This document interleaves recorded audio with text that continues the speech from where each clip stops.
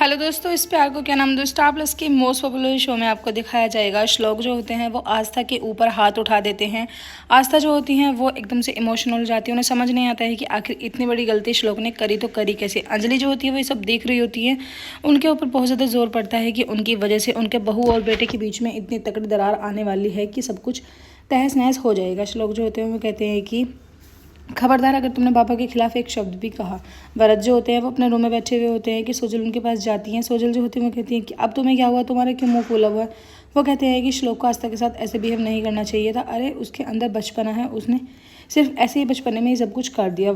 सोजल जो होती है वो कहती है कि ये बचपना है, बाबा के खिलाफ जा रही थी, वो रहती इस घर में, खाती इस घर का, और लेकिन बाबा के खिलाफ उन लोगों के साथ मिली हुई थी। सोजल जो होती हैं वो कहती है कि तुम्हें तो सिर्फ आस्था की ही पड़े रहती है।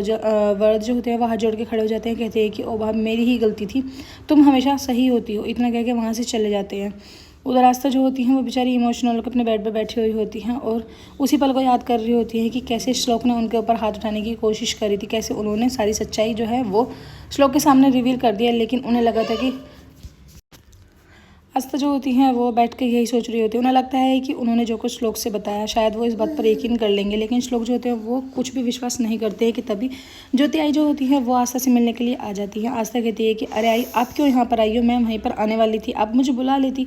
वो बताने वाली होती हैं श्लोक की और अपनी लड़ाई का कारण, लेकिन पीछे से जो विनायक काका होते हैं वो आके मना कर देते हैं। कहते हैं कि नहीं, इशारों में मना करते हैं और वो अपने मन में कहते हैं कि ज्योति वैसे ही इतनी गंदी परिस्थिति से गुजर रही है, अगर इसको अपने बाबा की सच्चाई का पता चल जाएगा तो ये बेचारी और ज़्यादा टूट जाएगी। और मुझे विश्वास है कि इस घर में अभी बाबा के खिलाफ कोई भी एक शब्द नहीं सुनेगा, क्योंकि बाबा ने इतनी ज़्यादा पट्टी बना के रखी है और वहीनी को इतना बुरा बना के रखा है कि कोई भी उनकी बात पर विश्वास नहीं करेगा। उधर सोजल जो होती है वो अपनी माँ को सारी चटपटी खबर बताती है। उनकी माँ जो होती है वो कहती है कि काश बेटा मैं भी वहीं पर होती, कितना मज़ा आता, हम लोग जो है बैठ के सारा मज़े को जो है अपनी आंखों से देखते हैं। उधर वरद जो होते हैं वो श्लोक से मिलने के लिए जाते हैं और उन्हें समझाने की कोशिश करते हैं। कहते हैं कि मुझे पता है तुम दोनों एक दूसरे के लिए ही बने, एक दूसरे से बहुत ज़्यादा प्यार करते हो, लेकिन फिर किसी तीसरे के चक्कर में तुम्हें लड़ाई नहीं होनी चाहिए। और माना कि उसने बाबा के बारे में गलत बोला, लेकिन उसके अंदर बचपन है, उसे नहीं पता है कि क्या बोलना है क्या नहीं बोलना।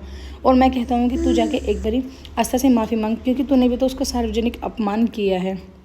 श्लोक जो होते हैं वो कहते हैं कि ठीक है, मैं उससे माफ़ी मांग लूँगा, लेकिन उससे पहले उसे मेरे बाबा से माफ़ी मांगनी होगी, क्योंकि मुझे बहुत ज़्यादा गुस्सा आ जाता है, मैं इरिटेट हो जाता हूँ अगर कोई मेरे बाबा के बारे में एक शब्द भी कहता है। उधर बाबा जो होते हैं यानी निरंजन, वो मिरर में खड़े होकर अपने आप से ही बात कर रहे होते हैं। कहते हैं कि कुछ भी हो जाए मुझे आस्था नाम के कांटे को रास्ते से हटाना होगा, चाहे उसके लिए मुझे कुछ भी करना पड़े, कुछ भी मतलब कुछ भी।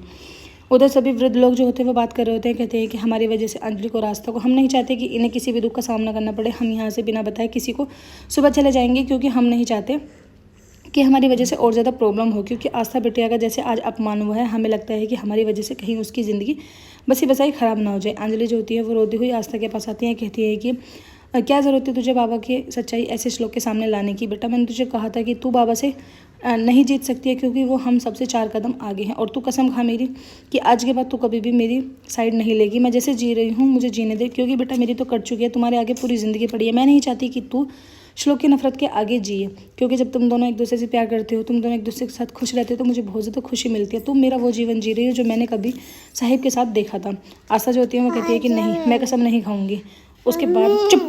उसके बाद वो जो होती हैं कहती है कि मैं कसम इस चीज़ की खाऊंगी कि चाहे कुछ भी हो जाए मैं श्लोक के सामने बाबा की सच्चाई ला के रहूँगी। हाँ, मुझसे गलती हुई है कि मैंने तुरंत बाबा की सच्चाई श्लोक के सामने लाने की कोशिश करी। मुझे लगा था कि शायद वो मेरी बातों पर यकीन कर लेंगे, लेकिन मुझे नहीं पता था कि अगर मैं उनके खिलाफ बोलूँगी तो वो यही भूल जाएंगे कि वो आस्था से बात कर रहे हैं और मुझ पर हाथ उठाने की कोशिश करेंगे। अंजलि जो होती है पूरी तरीके से समझाने की कोशिश करती हैं आस्था को, लेकिन आस्था जिद पकड़ के बैठ जाती है। कहती है कि मैंने आपको अपने मन से आई माना है, ये नहीं कि मुझे सिर्फ फॉर्मेलिटी करनी है, इसलिए मैं आपको आपकी झोली में खुशियाँ डालकर ही रहूँगी और श्लोक से आपको आई कहलाकर ही रहूँगी। जब उन्हें पता चलेगा तभी आस्था को श्लोक के बचपन वाली बात बताई जाती है कि श्लोक जो है सबसे ज़्यादा करीब थे बचपन में अपनी आई के, लेकिन ये बाबा को उसके बर्दाश्त नहीं हुआ, इसलिए उन्होंने ऐसी गलतफहमी क्रिएट करनी स्टार्ट कर दी कि वो बचपन से अब मुझसे इतनी नफरत करता है कि उसका और मेरा फासला इतना बढ़ चुका है कि अब हम कभी चाहकर भी एक नहीं हो सकते हैं, कभी हम माँ बेटे नहीं बन सकते हैं। आस्था जो होती है वो कहती है कि ऐसा नहीं है, अगर हमने पहल करी है तो इस फासले को हमें कम करना होगा। उधर श्लोक जो होते हैं वो आस्था की बात को सोच रहे होते हैं। उन्हें भी गिल्ट फील होता है कि उन्होंने बिना सोचे समझे आस्था पर हाथ उठाने की कोशिश करी, लेकिन वो अपने मन ही मन में यही बात कह रहे होते हैं कि चाहे कुछ भी हो जाए आस्था को बाबा से माफ़ी मांगनी होगी। उधर आस्था जो होती है वो भी माफ़ी मांगने के लिए चली जाती है श्लोक से और उनको वहाँ से मना के लेके आती हैं। श्लोक से कहती हैं कि कब तक यहाँ पर बैठे रहोगे, चलो ना अपने रूम में चलो। श्लोक जो होते हैं वो अपने रूम में आ जाते हैं, लेकिन उसके बाद जैसे ये दोनों बात करने की कोशिश करते हैं कि तभी आस्था जो होती है वो कहती हैं कि मतलब चलो मुझे माफ़ कर दो। श्लोक जो होते हैं वो कहते हैं कि मैं तुम्हें माफ़ कर दूंगा, मुझे कोई इतनी प्रॉब्लम नहीं है, लेकिन तुम्हें पहले मेरे बाबा से माफ़ी मांगनी होगी। जैसे तुमने उन पर लांछन लगाया है, उनकी सच्चाई, उनका झूठ, जो भी कुछ तुमने फ्रेब बोला है उनके खिलाफ, उसके लिए तुम्हें बाबा से माफ़ी मांगनी होगी। अगर बाबा तुम्हें माफ़ करेंगे तो मैं तुम्हें माफ़ कर दूँगी। वीडियो अच्छी लगे लाइक करो, चैनल को सब्सक्राइब।